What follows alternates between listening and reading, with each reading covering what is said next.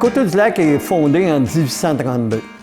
Avant ça, Coteau-du-Lac, c'est une population anglaise, loyaliste.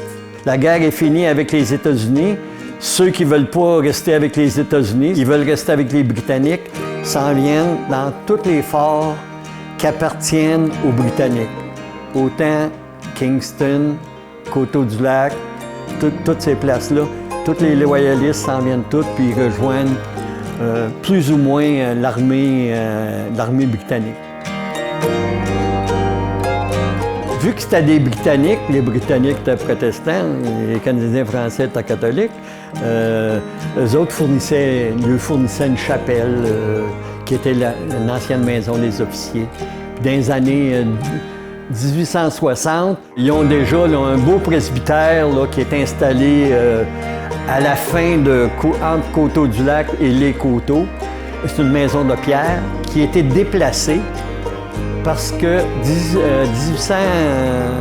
1887-97, on commençait à creuser le canal Soulanges. Et maintenant, on a déplacé le presbytère parce qu'il était sur le chemin du canal. Le presbytère, à ce moment-là, a servi à M. Monroe comme bureau, office, pour la construction du canal. Le seigneur de la place octroie aux protestants qui ont une chapelle dans le fort de Coteau-du-Lac, un terrain en face du fort de Coteau. Déjà, on enterre les soldats qui sont décédés de maladies ou d'accidents ou pendant la guerre, sont enterrés au bout du fort de Coteau-du-Lac. Donc, le Seigneur donne un terrain qui est déjà un cimetière. Puis le cimetière est toujours là. Fait que c'est un petit peu ça la section protestante. Parce qu'on a eu une église catholique, puis il y en avait une au Cèdre, fait que là, ils se sont divisés. Fait que Coteau-du-Lac est devenu une municipalité, est devenu un village, parce qu'il y avait une église.